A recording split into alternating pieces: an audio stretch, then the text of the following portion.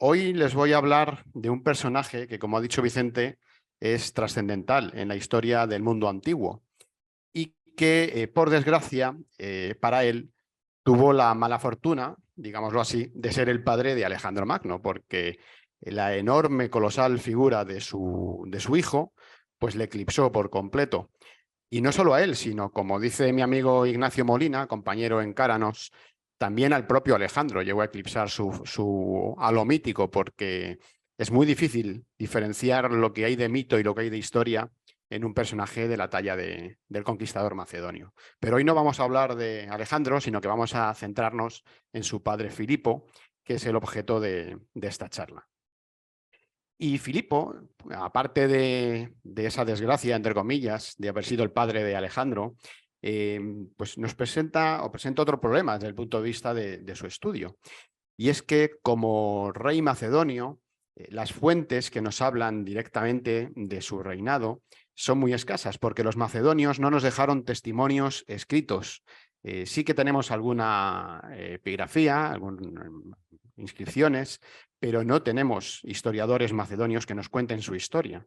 De manera que lo que sabemos de ellos es a través de fuentes griegas y fundamentalmente de fuentes atenienses, que durante buena parte del siglo IV fueron los grandes enemigos de Macedonia. Se pueden ustedes hacer una idea, por tanto, de que la imagen que nos proyectan las fuentes de Filipo no es una imagen que sea objetiva, sino que es una imagen muy sesgada. Y la labor del historiador es la de tratar de descifrar en ese compendio de testimonios aquellos que puedan tener cierto viso de similitud o hacer una lectura crítica de esas fuentes para saber qué hay de verdad y qué no hay de verdad en lo que nos dicen. Lo primero que hay que explicar al hablar de Filipo II de Macedonia es que es un rey macedonio. Macedonio es un reino del norte de Grecia que tiene poco que ver a nivel de costumbres y a nivel de tradición con el mundo griego más común, más conocido, que es el mundo de las poleis. Si bien es cierto que hay rasgos culturales, como por ejemplo la lengua, que sí que son compartidos, aunque los macedonios hablaban un dialecto del griego, esto es un tema que ha suscitado mucho debate. También lo es que hay otras costumbres que son absolutamente diferentes. Por ejemplo, la forma de gobierno. La monarquía en el mundo griego ya había sido sobrepasada en muchas poleis.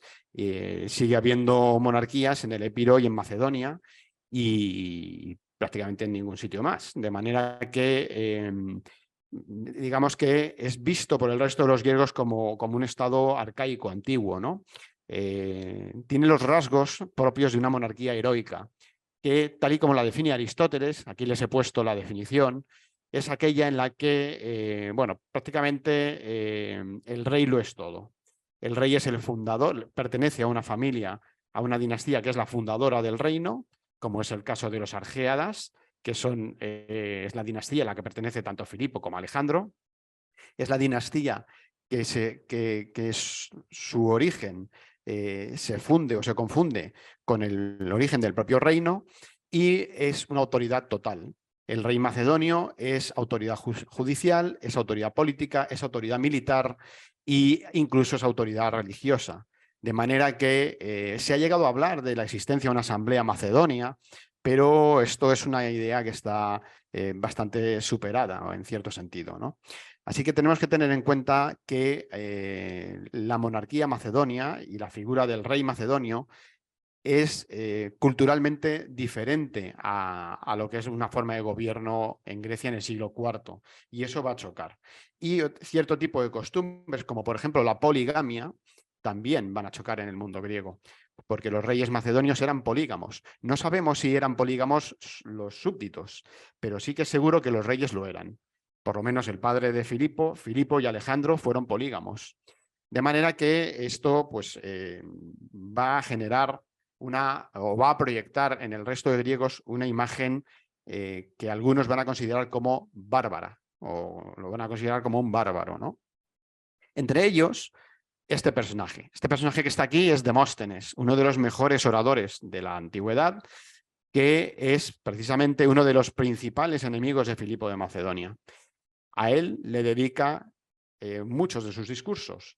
Ya conocen ustedes las 4 filípicas, que son sobradamente célebres, pero también están los olímpicos y otra serie de discursos en los cuales Demóstenes desata su furia oratoria contra el rey de Macedonia. Aquí he seleccionado algunos fragmentos para que vean ustedes en qué términos se refiere a Filipo. ¿A qué grado de desenfreno ha llegado el hombre ese que ni os da elección de actuar o permanecer en calma, sino que amenaza y pronuncia, según dicen, arrogantes discursos y no es capaz de contenerse en los límites de lo que ya posee? Dejó de lado Olinto, Metone, Apolonia y 32 ciudades de Tracia, las cuales todas las ha destruido de forma tan cruel que al que se acerca a ellas ni siquiera le es fácil decir si alguna vez fueron habitadas. Morir 1000 veces es mejor que hacer algo para halagar a Filipo. Esto es la imagen que proyecta Demóstenes. Pero claro, Demóstenes con ese torrente oratorio, con esa capacidad de hiperbolización que tenía, con ese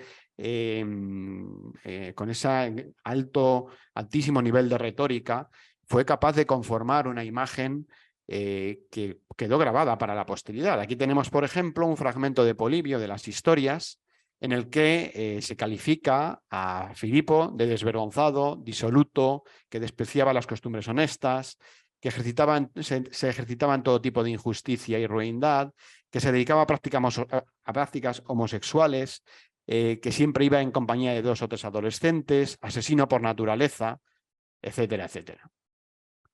Claro, con estas mimbres lo que nos encontramos es un Filipo que ha llegado hasta nuestros días con una imagen muy distorsionada.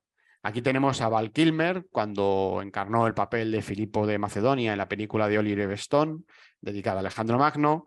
También tenemos aquí la película de Robert Rosen, de Alejandro Magno, donde Filipo desempeña un rol muy parecido. Y si ustedes han leído alguna trilogía sobre Alejandro en la cual aparezca Filipo, pues le van a ver caracterizado generalmente como un personaje violento, mujeriego, borracho, que muy poco tiene que ver con lo que sabemos del Filipo histórico. Así que en la tarde de hoy yo lo que quiero es presentarles a ese Filipo, o al menos lo que podemos llegar a saber de ese Filipo, para que ustedes con esa información se puedan hacer una idea más o menos acertada, o al menos construir una imagen diferente a la que se ha transmitido de él tanto en las fuentes como en la industria cultural. Y lo primero que tenemos que hacer para hablar del personaje es situarlo, devolverle su contexto. Filipo es hijo de Amintas III, que era un rey de Macedonia. Una cosa importante es que hasta la muerte de los sucesores de Alejandro, de Filipo Arrideo y de Alejandro IV, ningún rey macedonio formaba parte de otra familia que no fuera la familia argeada. Esto es así. Otra cosa es que hubiera luchas y conflictos por el poder, porque dentro del linaje argeada había muchas ramas, como consecuencia, entre otras cosas, de la poligamia, que ahora os explicaré. Aquí tenemos a Amintas, que tenía 2 mujeres, Gigea por un lado y Eurídice por otro. Gigea tuvo 3 hijos, Arquelao, Menelao y Arrideo, y Eurídice tuvo otros 3 hijos, Pérdicas III, Alejandro II y Filipo II, que es el personaje al que nos vamos a dedicar hoy. Casualmente, ninguno de los hijos de Gigea llegó a reinar y los 3 hijos de Eurídice llegaron a reinar. Alejandro II fue el rey, Pérdicas III fue rey y Filipo II fue rey. Amintas IV, que es el hijo de Pérdicas, no llegó a reinar porque cuando su padre murió en el año 360-359, él era muy pequeño, de manera que el reino pasó directamente a Filipo. Esto lo veremos. Detrás de ese Filipo que nos han presentado esas fuentes tan críticas, encontramos un Filipo que es estratega, un Filipo que es un buen diplomático y un Filipo que es una persona, digamos que ciertamente razonable. Y esto lo iremos viendo a lo largo de la tarde de hoy. El Filipo diplomático hay que entenderlo, hay que comprenderlo en el contexto macedonio. Normalmente a este tipo de personajes, sobre todo a Alejandro, pero también a Filipo, se les tiende a analizar fuera de su contexto y entonces quedan deformados, cuando realmente lo importante es conocer cómo era el reino de Macedonia para poder comprender cuál era ese rol de Filipo, ¿no? Como he dicho antes, el reino de Macedonia y los reyes macedonios eran reyes absolutamente autoritarios. Tenían el poder total, ¿no? De manera que el Estado como tal era el rey. Y el rey reducía las acciones diplomáticas a sus lazos personales. Y esto implica 3 niveles de conexión, que son la filia, que es la amistad convencional, que no implica ningún tipo de compromiso, la xenia, que son lazos estrechos de carácter personal, que se establecen entre familias de diferentes comunidades. Veremos cómo es muy importante aquí, por ejemplo, los lazos que se establecen entre el linaje argeada y el linaje de los alébadas de Tesalia, a los que ahora me referiré. Y luego está la proxenia, que son individuos que de ahí viene la palabra proxeneta, por cierto, pero no tiene nada que ver. Proxenia significa un individuo que, siendo natural de otra ciudad, representa a una ciudad o región extranjera. Por ejemplo, una persona que vive en Atenas, pero defiende los intereses de Macedonia, sería un próxeno de Macedonia en Atenas. No tiene por qué ser macedonio, puede ser ateniense, pero era un tipo de relación diplomática especial, ¿no? ¿Cuáles son los principios que jalonan estas relaciones? Pues el principio de hospitalidad, cortesía y generosidad, que permiten establecer lazos personales.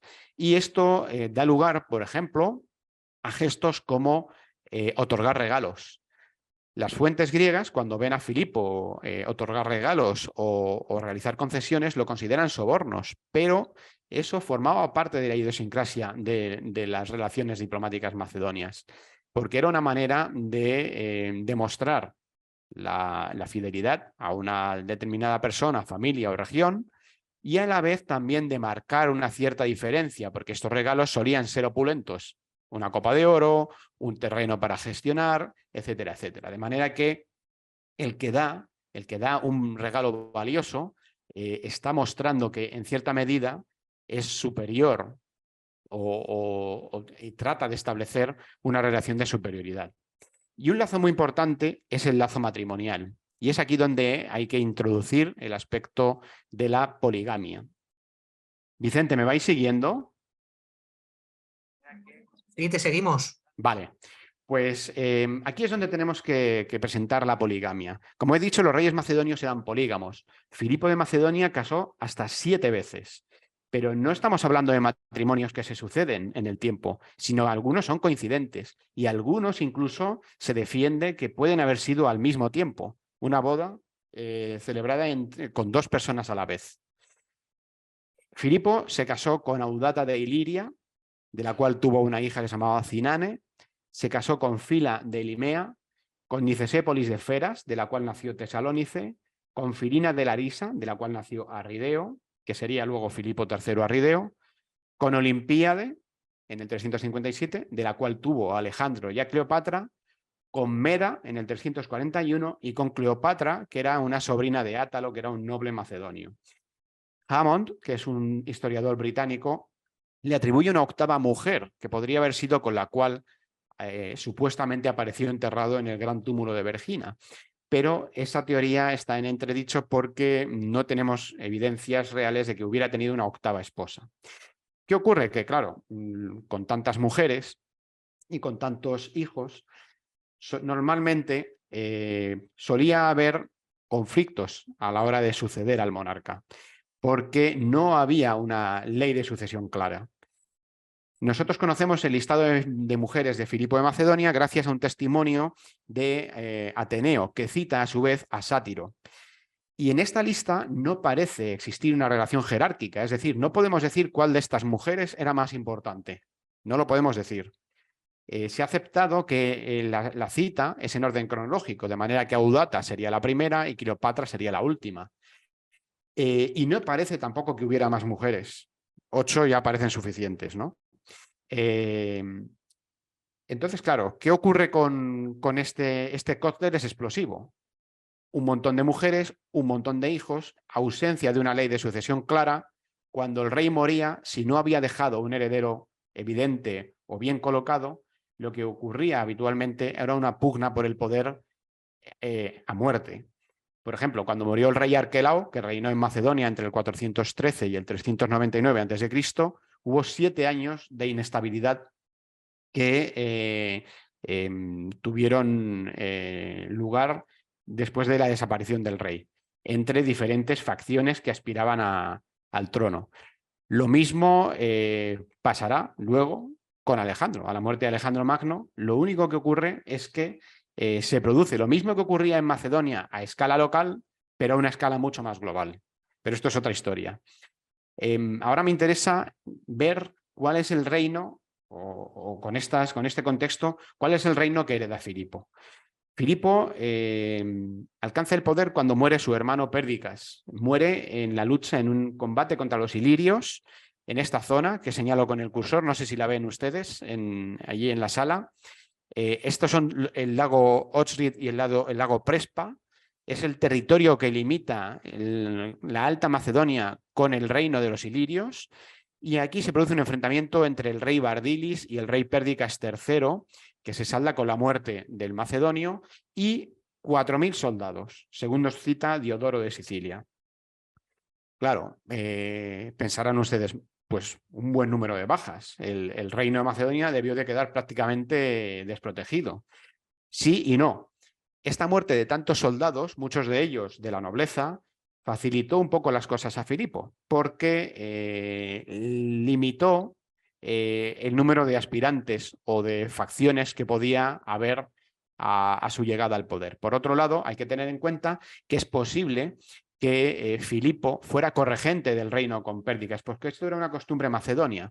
Como estaban los reyes muy sujetos en el campo de batalla a riesgos, a riesgo de muerte, solían tener una persona que ejercía el poder en la sombra, por si acaso morían, que ocupara el poder de manera inmediata. Y esto es lo que puede ser que explique este matrimonio, el de Fila de Limea. Es posible que lo concertase, según algunos autores, Pérdicas en vida todavía, para que Filipo se hiciera cargo de una pequeña región macedonia, que es Erimea, que le permitiera tener experiencia de gobierno, por si en algún momento tuviera que gobernar, como así ocurrió, ¿no? De manera que Filipo se encuentra, por un lado, a los ilirios que habían matado a su hermano y estaban irrumpiendo por el oeste, el noroeste del reino. Pero tenemos aquí a dos personajes que son Pausanias, que era un pretendiente al trono, muy probablemente de la familia Argeada, porque si no, no tendría ninguna posibilidad, y Argeo, que era hermanastro de Filipo, de los que hemos visto antes, que también pretendía el trono. A uno le apoyaban los tracios y al otro le apoyaban los atenienses. Así que Filipo se encuentra con parte del ejército mermado, con los ilirios en un lado, con los tracios acechando por el norte, con la confederación calcídica, que tiene un poder importantísimo en el este, y con un candidato que es Argeo, apoyado por Atenas. Un ambiente realmente inestable. Lo que va a hacer Filipo es ir con esa visión estratégica que les he comentado, ir desactivando peligros de mayor a menor importancia. Lo primero que hace es intentar desactivar el apoyo ateniense a Argeo. Y para eso lo que hace es que renuncia a Anfípolis. Anfípolis es esta ciudad que está aquí, un poquito más hacia el norte de la península calcídica, que es esta, y que era importantísima para Atenas, porque Atenas, esta ciudad de hecho había sido una fundación ateniense que le había costado mucho mantener, que había perdido durante la guerra del Peloponeso a manos de los espartanos. Aquí murió, por ejemplo, Brasidas y murió Eón, y que le daba acceso a las minas del Pangeo que estaban en este territorio del interior de Tracia. De manera que Filipo lo que hace astutamente es renunciar a la guarnición macedonia que había en Anfípolis, que había sido puesta ahí por sus ancestros, y renuncia a ella. Los atenienses, en vista de esa renuncia, dejan de apoyar a Argeo, y Argeo absolutamente queda desactivado.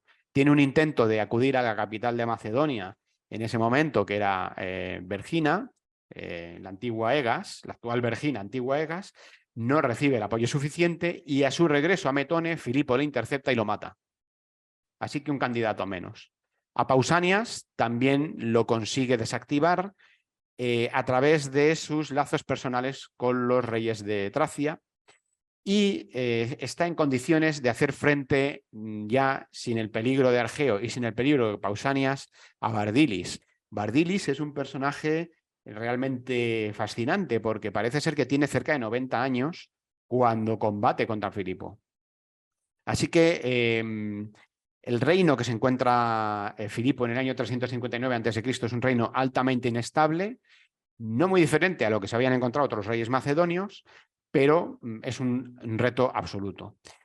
Aquí les he traído un poco el panorama del mundo ilirio. Los ilirios habitaban la costa de Dalmacia y todos los territorios hacia el interior, desde el Drin Blanco, que es un río que viene a desembocar por esta zona. Estos son los lagos Ohrid y Prespa, que son los que les he comentado que limitaban con Macedonia.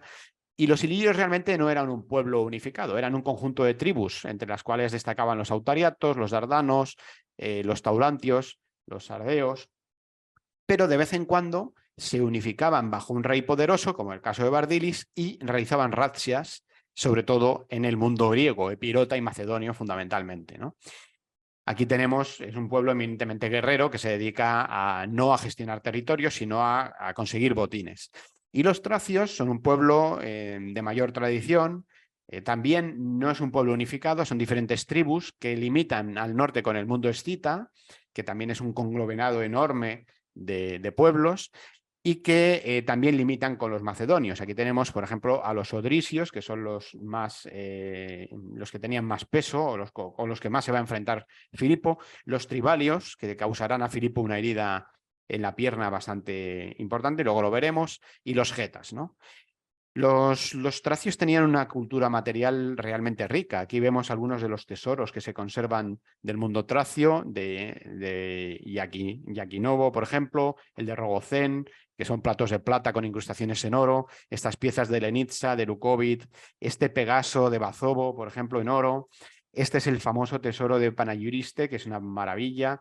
Y aquí, por ejemplo, tenemos una tumba, que es la tumba Svestari, que es realmente monumental, desconocida, pero que se asemeja mucho a estas túmulas de bóveda macedonia. Esta foto está distorsionada porque es un gran angular, ¿no? Pero esto es una tumba abovedada. Así que una vez que Filipo digamos, ordenado su reino recién heredado, se dedica a emprender una campaña en el Egeo. Esta campaña le va a llevar a 3 ciudades importantes, 4 si sumamos Potidea, que son Pidna, que le permite tener una salida al mar. Esta es Pela. Pela es la capital. Bueno, una cosa que es importante conocer es que en el mundo macedonio no hay capital como la entendemos nosotros a día de hoy. La capital está donde está el rey. Y esto ocurre mucho también en el Imperio Romano. La capital del Imperio Romano es donde está el emperador. Pues aquí, todavía más acentuado, no existe una capital como tal. En ocasiones es Egas, que es donde estaba la necrópolis real, en ocasiones es Pela, pero todo depende de dónde está el rey. La salida, este mapa es una vista satélite actual. Pela estaba más cerca del mar de lo que ahora está, porque todo este territorio es territorio que se ha ido formando por la sedimentación de los ríos que desembocan en esta zona, ¿no?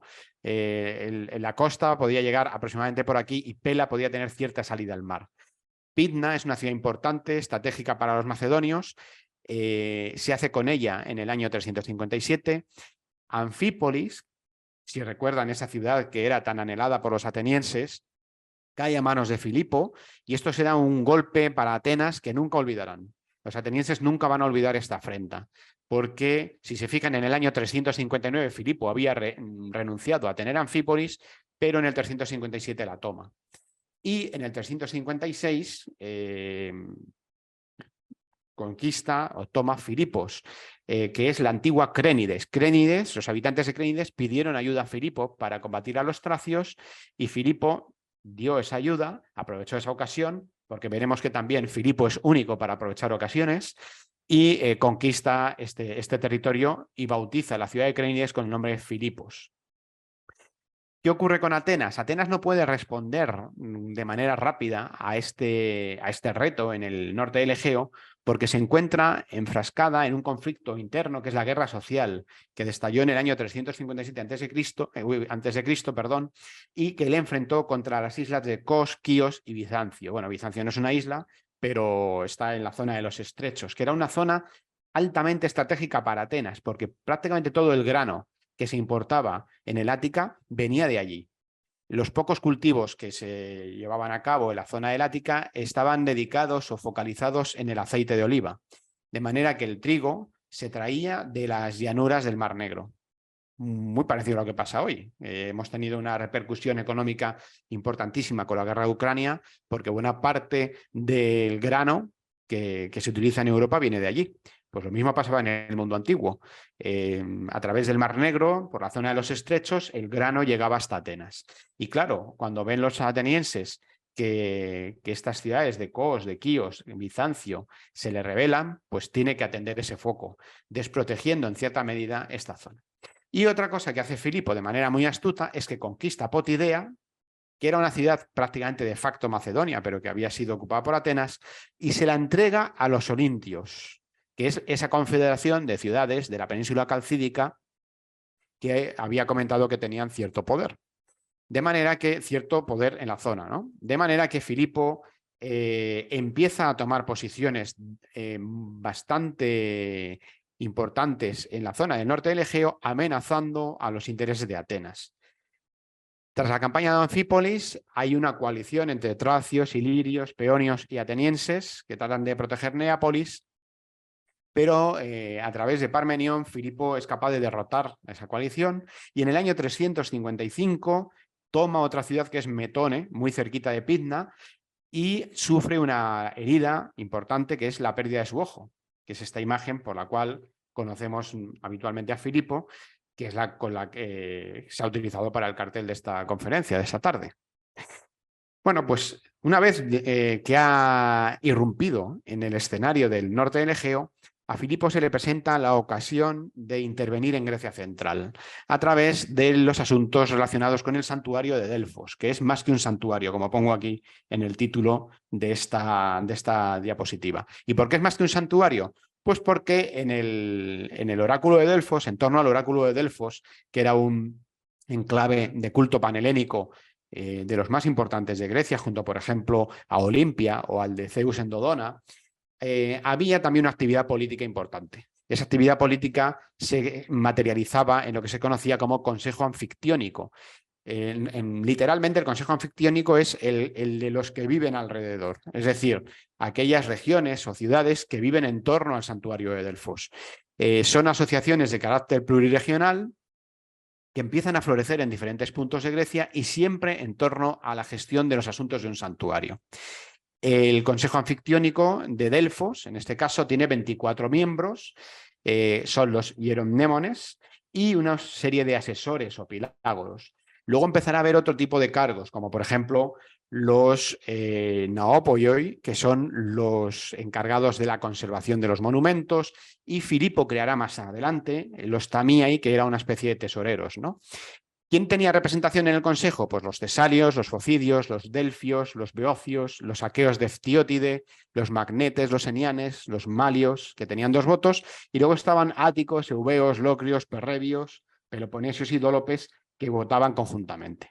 De manera que ahí se dilucidaban muchos aspectos que tenían que ver no solamente con la gestión del santuario, sino también con la gestión de los asuntos políticos. Y una cosa muy importante es que los sacerdotes que transmitían los mensajes del Dios tenían tal cantidad de información de todas las personas que iban allí al santuario que se convirtió, como dice Michael Scott en su libro sobre Delfos, en un punto de información política fundamental de Grecia, ¿no? Así que a Filipo se le presenta la ocasión de intervenir en una de los conflictos que sacuden al santuario, que se conocen como guerras sagradas. Durante el reinado de Filipo se producen 2 guerras. La tercera guerra sagrada, antes hubo otras 2, que va del 355 al 346, y la cuarta guerra sagrada, que va del 339 al 338. Gracias a estas guerras sagradas, Filipo puede tomar las riendas de Grecia Central y prácticamente convertirse en el hegemón de Grecia. Bueno, la tercera guerra sagrada, aquí he utilizado un mapa de Despertaferro de la revista que tienen ellos dedicada a la figura de Filipo II, empieza con una reacción violenta de los focidios. Los focidios, cansados de las sanciones que se les imponía desde el Consejo Anfictiónico, se rebelan y toman el oráculo. Toman el oráculo y se producen una serie de batallas por el intento del resto de miembros del Consejo Anfitriónico, fundamentalmente los beocios, de recuperar el santuario. Entonces tenemos la batalla de Argolas, la batalla de Neón, donde muere Filomelo. Filomelo fue el líder focidio que tomó la decisión de revolverse. En el 354 irrumpe ya Filipo. ¿Por qué? ¿Por qué irrumpe Filipo? Porque los focidios, bueno, aquí hay que entender el contexto tesalio para empezar. Tesalia era una confederación de estados. Había grandes ciudades como Larisa o como Feras.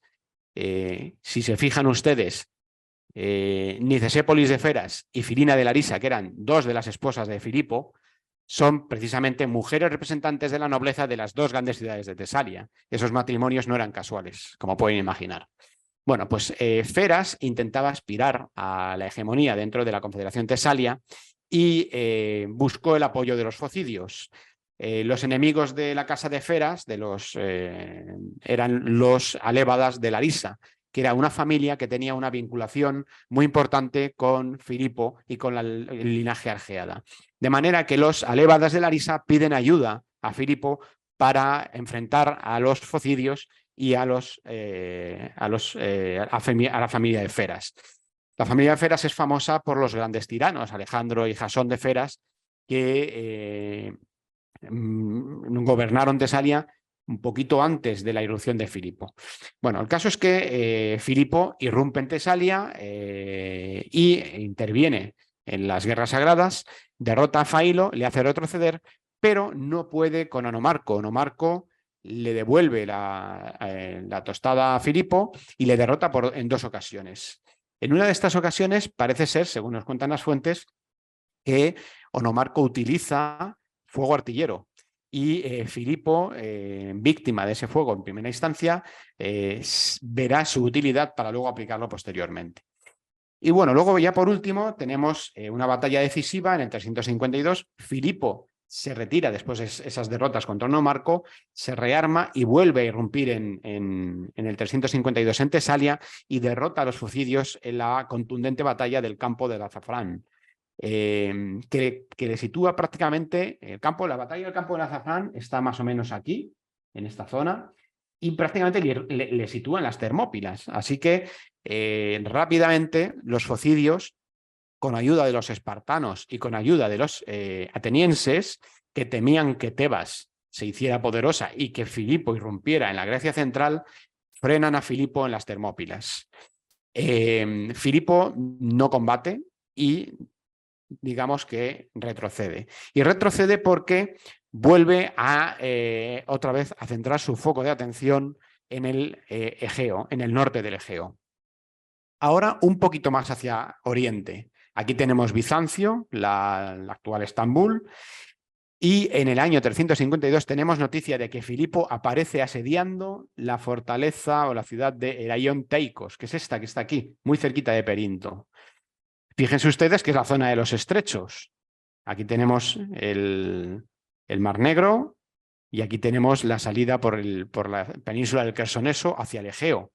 Luego Atenas ve con horror que Filipo está tomando posiciones en esta zona. ¿Por qué Filipo toma posiciones en esta zona? Bueno, en primer lugar, porque parece ser que Cersobleptes de Tracia, el rey Cersobleptes, se había aproximado a Atenas y había cedido prácticamente la gestión del Quersoneso tracio a los atenienses, que empiezan a establecer clerucos por este lugar. De manera que Perinto y Bizancio, recelosas del crecimiento y de la unión de Atenas con Tracia, piden ayuda a Filipo. Y Filipo, muy dirigente, va a prestársela, claro. Es en este contexto en el que se pronuncia la primera filípica. Las filípicas de Demóstenes, que ya he dicho que es el principal enemigo de Filipo, van a tener tres ejes vertebradores. El primero es que Filipo no es invencible, que los que lo han hecho poderoso son los atenienses con su cobardía.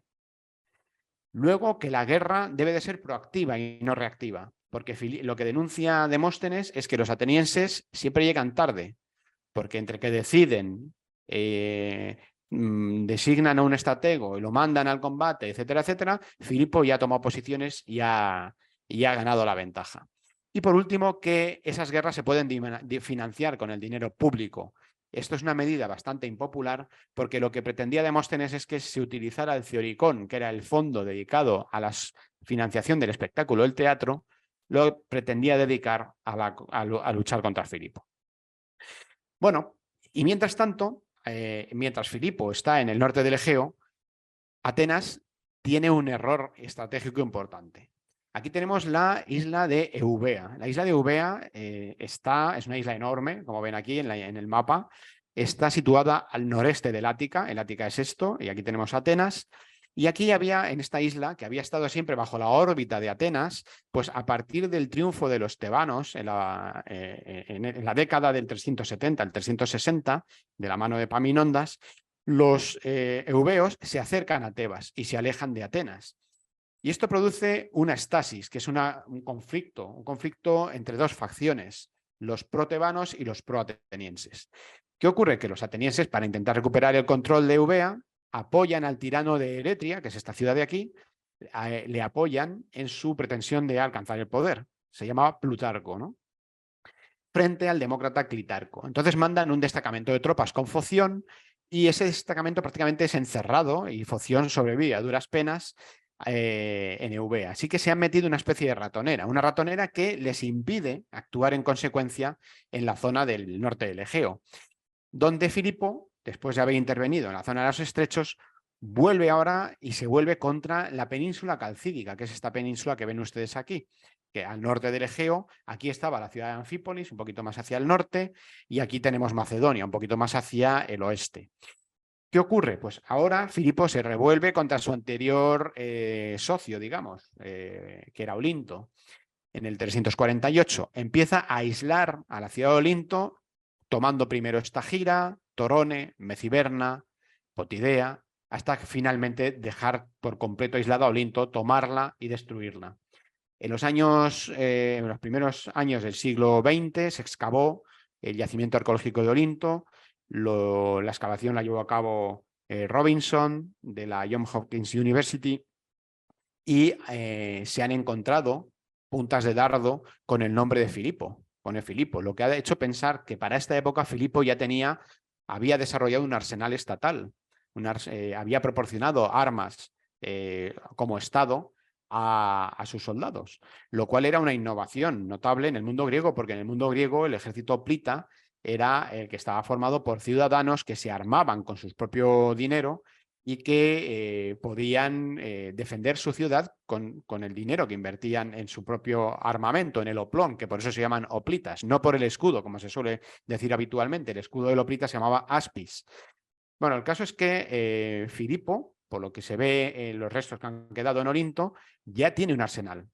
Atenas, a pesar de todo, a pesar de las críticas de Demóstenes y a pesar de la atención que tuvo que dispensar a la isla de Eubea, Atenas manda hasta tres expediciones. Una en otoño del 349 a cargo de Cares, una en el verano del 348 a cargo de Caridemo y un último envío que no llega, prácticamente por el Melteni, que es el viento el viento que sopla en el norte del Egeo y que hace prácticamente impracticable la navegación, ¿no? Así que tenemos que Filipo empieza a amenazar ya de una manera muy considerable a Atenas. Y Atenas empieza a ver con buenos ojos una tregua. Así que nos acercamos al año 346, que es el llamado año de la paz de Filócrates. Bueno, ¿cómo llegamos a este periodo de paz? Bueno, pues Olinto ha caído. Con él, con la ciudad de Olinto, ha caído la Confederación Calcídica, la Liga Calcídica, que era uno de los pocos piedras en el zapato de Filipo que podía encontrarse en el norte. De manera que, como he dicho, los atenienses empiezan ya a ver el riesgo mucho más cercano. La guerra sagrada, que no había terminado con la batalla del campo del azafrán. Filipo había dejado de intervenir directamente, pero seguía una guerra abierta entre focidios y tebanos por el control del santuario délfico. Los focidios intentan recabar el apoyo de espartanos y atenienses, los tebanos acuden a Filipo y entonces ahí se produce un equilibrio de fuerzas que acaba teniendo un giro inesperado. Y es que Filipo consigue que se rindan los focidios. Los focidios se rinden, pactan huir al Peloponeso y concluye la guerra en el año 346. Pero aquí se produce un cambio importante. Y es que por primera vez aparece a Filipo como árbitro de los asuntos griegos.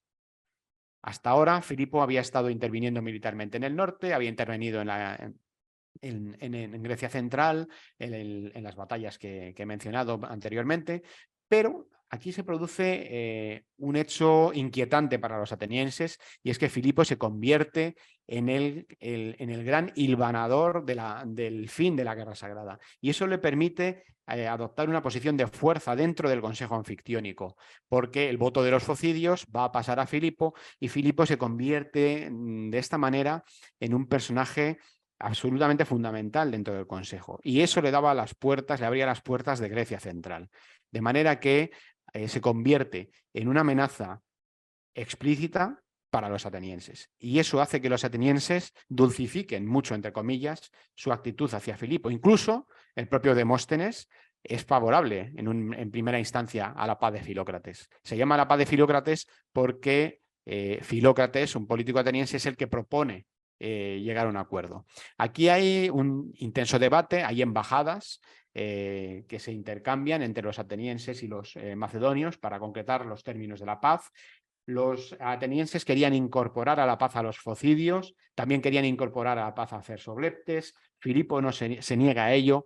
Los atenienses intentaban recuperar a Anfípolis dentro de la negociación. Filipo no quiere devolver a Anfípolis. Y bueno, finalmente se llega a una paz, se llega a un acuerdo que es claramente ventajoso para Filipo, pero es claramente ventajoso para Filipo porque Filipo tenía la sartén por el mango. Los atenienses no estaban en disposición de imponer ninguna condición, más bien de acceder a lo que Filipo pedía. Por eso se acaba concretando una paz que realmente se convierte en una tregua, porque Atenas va a seguir recelando de Filipo y Filipo va a estar a la expectativa porque, lógicamente, espera que Atenas va a contraatacar de alguna manera. Así que tenemos aquí una sucesión de acontecimientos que nos van a llevar a la batalla decisiva, que es la batalla de Queronea. Después de firmar la paz en el año 346, tenemos una tercera intervención en Iliria contra Pleurato, que es liderada por Filipo. Y ustedes se preguntarán, pero bueno, si ya había derrotado a Bardilis, ¿por qué otra vez los ilirios? Bueno, realmente Filipo derrota a Bardilis, elimina la amenaza, pero no somete el territorio ilirio. Tampoco lo hace así con Tracia. Filipo lo que hace es que establece una relación clientelar con los reyes de la frontera para crear una especie de colchón, pero realmente no llega a controlar esos territorios. De manera que cuando pasa cierto tiempo, pues aquello se inestabiliza, irrumpe un nuevo reyezuelo, y Filipo tiene que hacer expediciones de castigo o expediciones que en muchas ocasiones son también expediciones que tienen un fin lucrativo, es decir, conseguir un botín con el que financiar guerras. En el año 344, Filipo se empieza ya a introducir en los asuntos del Peloponeso.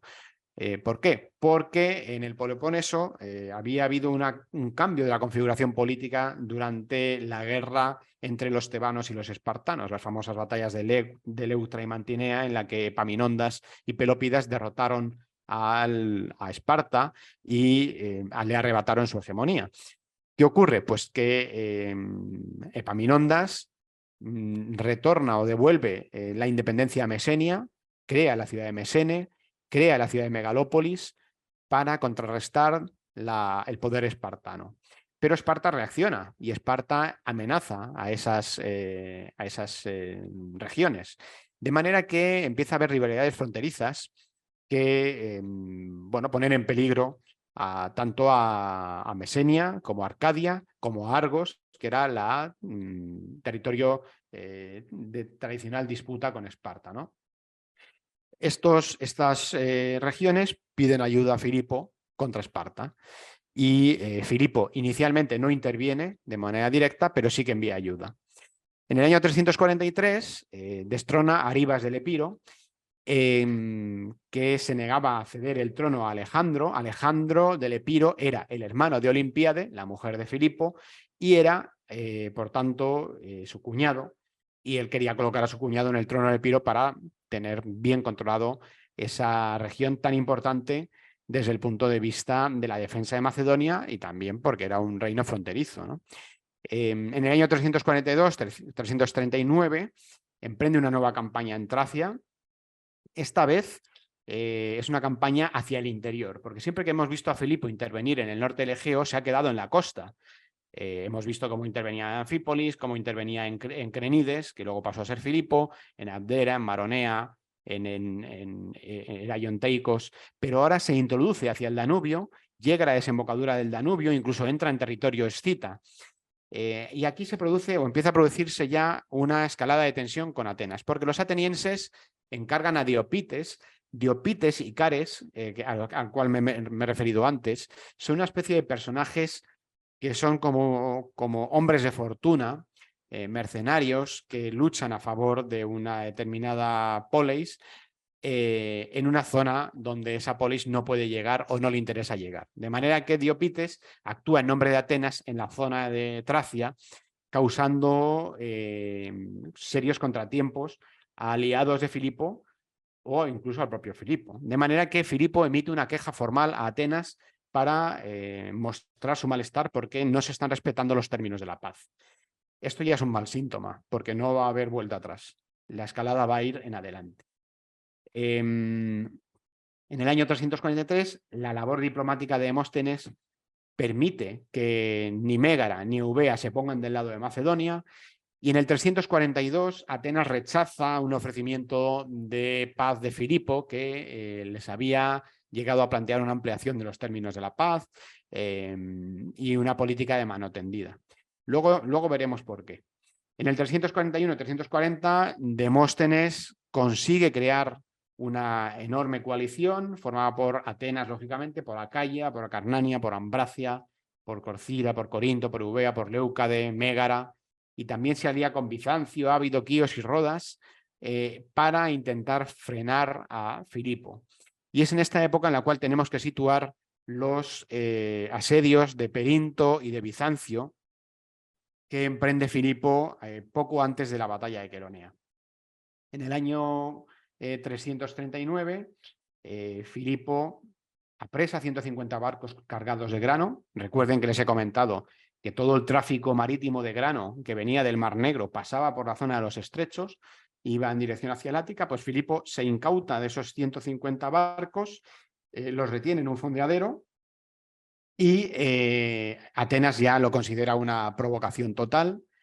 Sí que es cierto que Filipo no puede rendir ni Perinto ni Bizancio porque, aparte del apoyo ateniense, recibieron apoyo de Persia, porque Persia ya empezaba a ver con cierto temor el auge de Filipo, y es aquí ya cuando empieza, de una manera ya definitiva, la ruptura de la paz. Los atenienses, aquí hay debate historiográfico acerca de si es Filipo el que con sus acciones vulnera la paz o viola la paz, o son los atenienses los que declaran la guerra a partir de la captura de ese cargamento de grano. El caso es que empieza la guerra. Y empieza la guerra con un enfrentamiento que es gradual. Al principio, pequeñas escaramuzas entre Filipo y los atenienses, pero irrumpe en escena otro nuevo conflicto por el control del santuario de Delfos, la Cuarta Guerra Sagrada. Aquí lo que ocurre es que, bueno, había habido, con motivo de la anterior guerra, el santuario había quedado más o menos derruido, entonces se iban a acometer la reconstrucción de ciertos templos, y entonces los anfisios acusan bueno, Atenas quería dedicar una inscripción, una de las construcciones al oráculo de Delfos, con una clara indirecta hacia Tebas, su tradicional enemiga. Y los tebanos, que tenían todavía cierta mano en el santuario, consiguen que los anfisios, que son Anfisas, esta ciudad de aquí, consiguen que los anfisios contragolpeen con una acusación contra Atenas. ¿Cuál es esa acusación? Pues que, básicamente, pues que los anfisios estaban cultivando la llanura sagrada de Cirra, ¿no? ¿Quién es el artífice de esta réplica ateniense? Pues el artífice de la réplica ateniense es Esquines. Esquines es el rival de Demóstenes. Es la persona que Demóstenes considera al mayor traidor de Atenas, porque le considera sueldo de Filipo. En muchos de los discursos, fundamentalmente sobre la embajada fraudulenta, que son dos discursos, uno de acusación y otro, bueno, uno de Esquines contra Demóstenes y otro de Demóstenes contra Esquines, que es por un proceso que se abrió precisamente con motivo de las embajadas que se habían enviado a Macedonia para negociar la paz de Filócrates. Bueno, pues ahí es donde obtenemos buena parte de la información sobre estos momentos, ¿no? Sobre la acusación a Atenas, sobre la réplica de Atenas, y lo que ocurre al final es que los anfisios son acusados de impiedad y se manda una expedición para comprobar que realmente se estaba cultivando en la llanura sagrada de Cirra y que además se habían construido instalaciones dentro de los territorios sagrados. Se destruyen esas instalaciones, pero se produce un ataque a la comisión anfictiónica por parte de los anfisios, de manera que el Consejo Anfictiónico decide declarar la guerra. Demóstenes ve la mano de Filipo ahí detrás, pero Filipo está volviendo de la campaña de Tracia. De hecho, está todavía en Tracia y está malherido porque a la vuelta de la campaña de Tracia, los tribalios, que es un pueblo al que he hecho referencia al hablar de los tracios, los tribalios interceptan a Filipo y le hieren en un muslo, una herida muy grave porque mató a su caballo. Imagínense la herida que tuvo. Filipo estaba convaleciente y no parece que pudiera tener mano directa en lo que ocurrió en este momento. De hecho, no se encarga el ejército anfictiónico a Filipo, sino que se le encarga a Cotifo, que era un tesalio. El caso es que Cotifo, bueno, realmente no desarrolla bien sus tareas y el conflicto se enquista y se acaba recurriendo a Filipo, que como no aprovecha la ocasión. Pero ¿qué ocurre?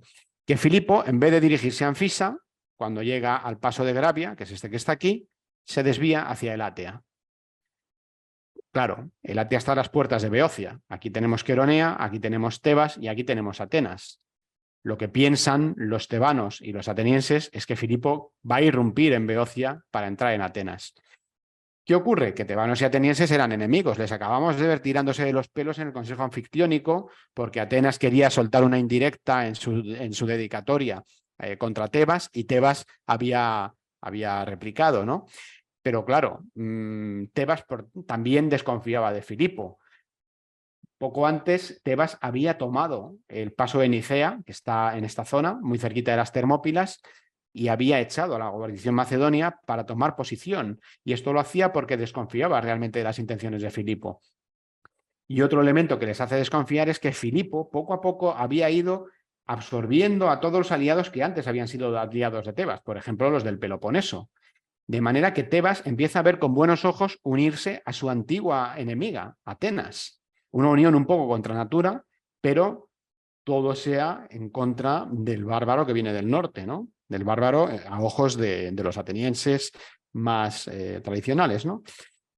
Pero claro, es muy raro esto que ocurre, porque Filipo toma el Atea, pero no se dirige directamente contra Tebas y Atenas. Espera un tiempo y manda una embajada a Tebas, al mismo tiempo que Atenas manda una embajada a Tebas. Lo que parece es que Filipo intenta una solución negociada, una solución negociada que no entra en la cabeza de ninguno de sus enemigos. Así que, en vista de que fracasan las negociaciones, Filipo se dirige a través del paso de Gravia hacia Anfisa, toma Anfisa y se desvía hacia Naupacto. Bien él, bien alguno de sus generales. Naupacto es una ciudad que está aquí, al suroeste de la Fócide, en la puerta del Golfo de Corinto, que es esta que se extiende aquí abajo, y que había sido prometida a los etolios. Los etolios es una liga de poleis que aspiraba a recuperar este territorio que ahora mismo estaba en manos de la Liga Aquea, que Acaya está en el norte del Peloponeso. De manera que Filipo recupera Naupacto y se lo entrega a los etolios. Y acto seguido se dirige por el sur y entra en el territorio del oráculo del santuario de Delfos para meterse directamente en Beocia. Los tebanos y atenienses, que habían establecido 2 puntos de defensa, uno en el paso de Gravia, que había sido desbaratado, y otro en el paso de Parapotami, que también no fue desbaratado, pero al ver que les ganaba la retaguardia a Filipo, retrocedieron hacia Queronea, pues se enfrentan o le hacen frente aquí, en la llanura de Queronea, para dar lugar a la famosa batalla. Una famosa batalla que no voy a entrar mucho en detalle porque creo que me estoy yendo de tiempo, ya son las 8 y me gustaría que ustedes pudieran preguntar alguna duda, alguna cuestión que les haya surgido a lo largo de toda esta exposición. Aquí tenemos el famoso león de Queronea, que todavía hoy se puede ver. Este es el estado en el que se encontraba cuando fue hallado y excavado. Aquí vemos restos del enterramiento que había a los pies del león, que era el enterramiento probablemente del batallón sagrado de Tebas. Esto es un dibujo de Fitalis, de lo que se encontró al excavar este lugar de enterramiento, puntas de lanza, estilos. Y aquí tenemos análisis de los restos óseos encontrados que denotan heridas muy contundentes. Concretamente, por ejemplo, uno de los cráneos, que es el llamado Gamna 6, presentaba múltiples fracturas como consecuencia de un impacto que venía de arriba abajo. Es decir, que este hoplita debió de caer como consecuencia de un golpe de alguien que iba a caballo, aparentemente, ¿no? Aquí tenemos otro enterramiento, aquí donde están estos árboles, en la llanura de Queronea, que es el túmulo de los macedonios muertos en combate, del cual decía Plutarco que todavía en nuestra época se mostraba junto al Cefiso, que es este río que transcurre por esta vega, una vieja encina llamada de Alejandro, frente a la cual plantó entonces sus reales, y la fosa común de los macedonios no está muy lejos de allí. Bueno, aquí tenemos restos, esto es la punta de una sarisa, que es la lanza típica macedonia, con el regatón, que es la parte que se clavaba en el suelo, y una pieza central que permitía unir los 2 tramos de la sarisa, que era una lanza muy larga, que podía llegar a medir de 4 a 7 metros, depende de la época. Y aquí tenemos un mapa de lo que pudo ser el campo de batalla de Queronea, con la ubicación del león de Anfípolis aquí, león de Anfípolis, perdón, del león de Queronea aquí y del túmulo de los macedonios aquí. Los ejércitos enfrentados, bueno, aquí tenemos un pecetairoi, que era un infante de a pie, armado con la sarisa, que era la lanza macedonia.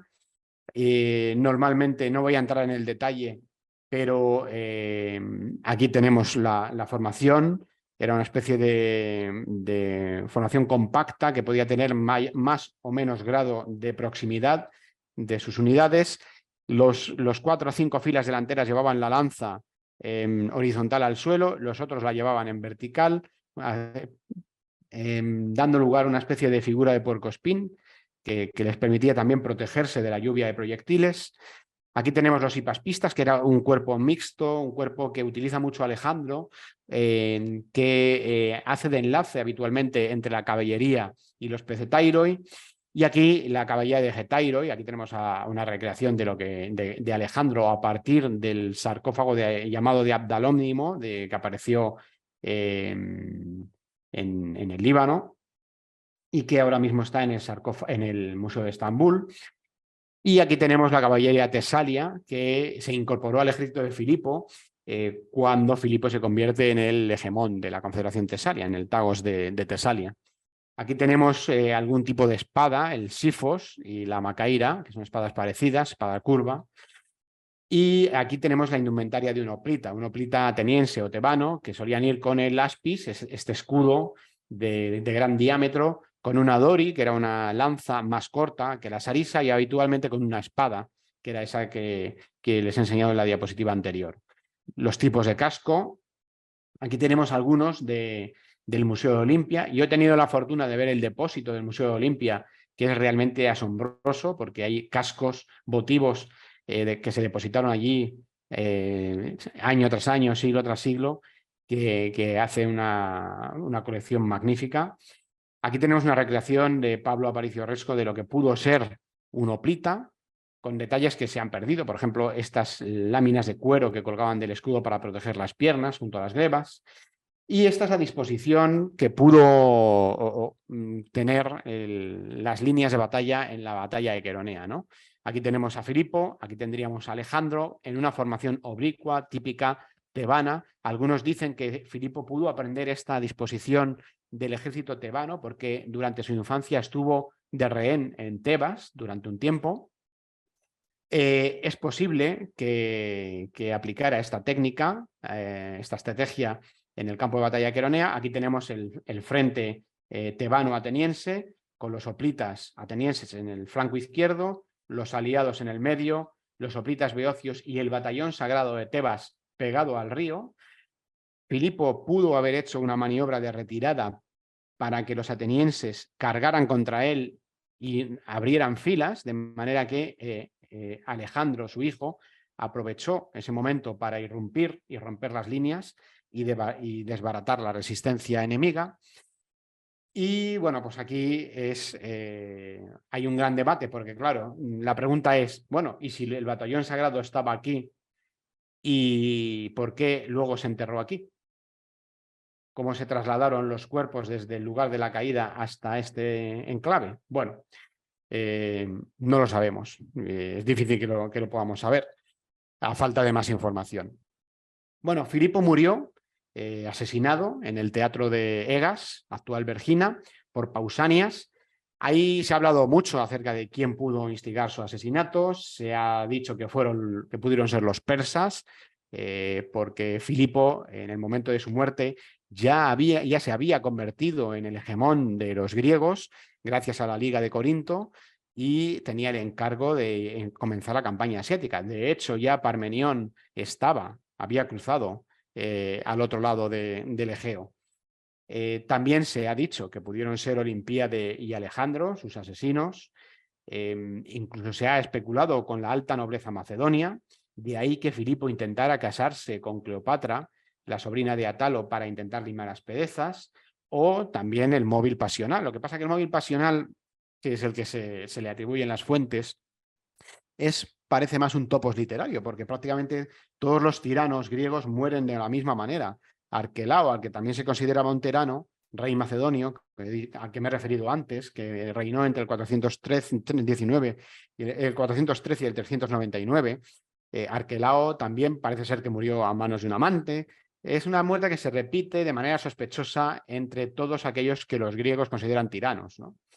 Esta es la vista cenital del teatro donde murió Filipo asesinado. Está pegado al Palacio Real de Vergina. Este es el Palacio Real, la excavación del palacio con el teatro al lado.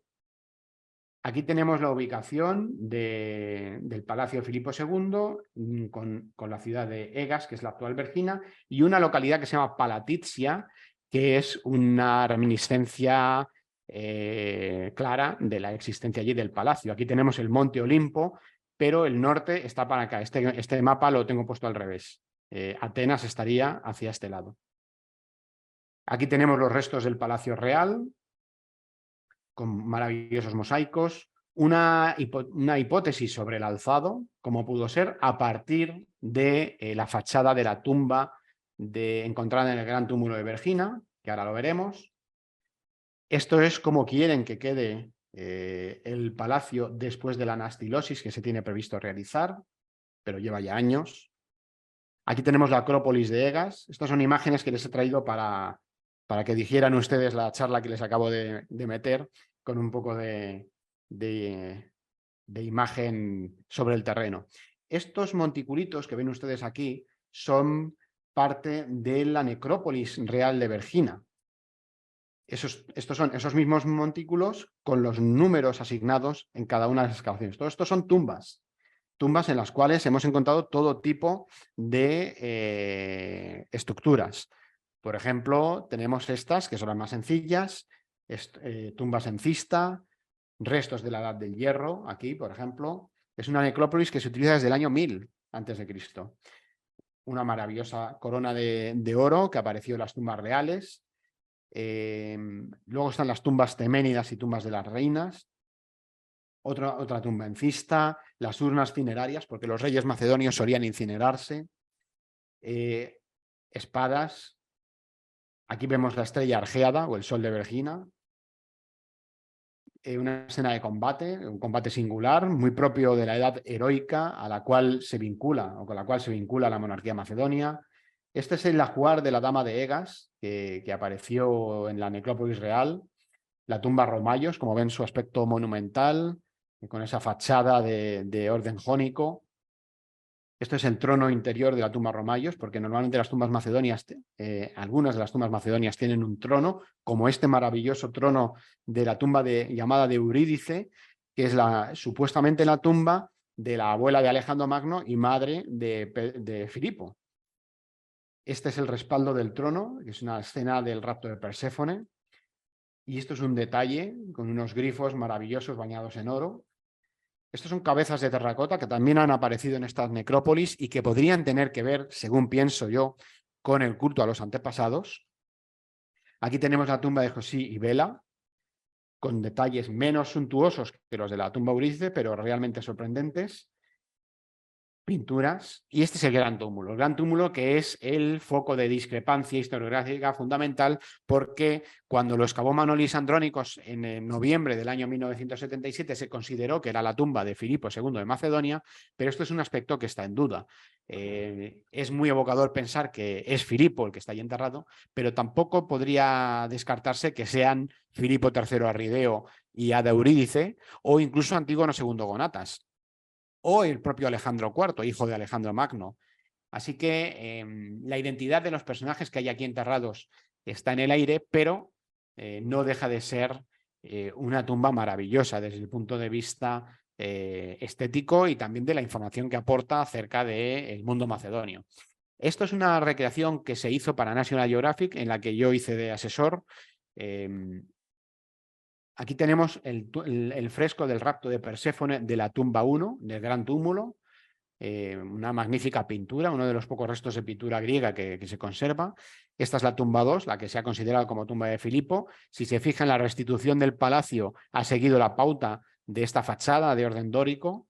Aquí tenemos el famoso fresco que está en el friso de la tumba, que parece ser que representa a Filipo y Alejandro y que podría ser el motivo por el cual se ha considerado que el morador de la tumba era Filipo, pero ¿por qué no pensar que también podía ser Filipo III Arrideo y que es enterrado junto a su hermano Alejandro y junto a su padre Filipo, ¿no? Esto es un góritos típico escita que apareció en la antecámara de la tumba 2 y que se ha vinculado o bien con esa mujer escita que pudo tener Filipo en su fase final, o bien con Ada Eurídice, la mujer de Filipo III Arrideo. Esto es un detalle del góritos de oro que es verdaderamente magnífico. Esta es la urna cineraria donde aparecieron los restos supuestos de Filipo con su corona, detalle de la corona, magnífica labra. Y esto es cuando se abrió la urna y apareció en un manto azul, bordado, aparecieron los restos del personaje. Esta coraza, que bien pudo ser dicen que pudo ser la de Filipo, también podría haber sido la del propio Alejandro Magno. Esto es una hipótesis de Adolfo Domínguez Monedero, muy sugerente. Y este humbo de escudo también pudo haber sido, ¿por qué no el de Alejandro? Porque representa a Aquiles y Pentesilea. Alejandro se consideraba descendiente de de Heracles por vía de Filipo y de Aquiles por vía de Olimpíade. Es raro que Filipo tuviera un arma relacionada con Aquiles, salvo que su hijo Alejandro se lo hubiera dedicado, que también puede ser, que Alejandro le dedicara a su padre su escudo y lo enterrara con él. Pero también podría ser que Filipo III Arrideo se hubiera enterrado con el escudo de su hermano, en cuyo caso este sería el escudo de armas de Alejandro. No deja de ser sugerente ninguna de las hipótesis. Este es un supuesto resto de Filipo, un rostro de marfil muy pequeñito, donde se ve la herida del ojo, aunque también podría ser Antígono Monoftalmos, si fuera Antígono II Gónatas quien estuviera ahí enterrado. Y estos son otros restos. Estos son los objetos dedicados a las libaciones y a que se dejaron enterrados. Esto es tal cual accedió Manolis Andrónicos a la tumba. Y estos son detalles de las maravillosas jarras que aparecieron dentro de la tumba. Otra de las coronas, otra de las urnas, los restos óseos analizados. Aquí hubo una controversia también entre Teodoro Anticas, que es el director forense del yacimiento de Vergina, que opina que estos son los restos de Filipo por las heridas que aparecen en los huesos, y Barsiocas, que dice que no son los restos de Filipo, sino los restos de Filipo III Arrideo. Aquí tenemos la urna de Alejandro IV, el hijo de Alejandro Magno, su maravilloso ajuar y algunos de los detalles de su tumba. Bueno, pues todo esto lo pueden ver ustedes en el recientemente estrenado Museo de Vergina, que ha sido remodelado y, bueno, pues con un éxito interesante porque fíjense ustedes la riqueza material que tiene.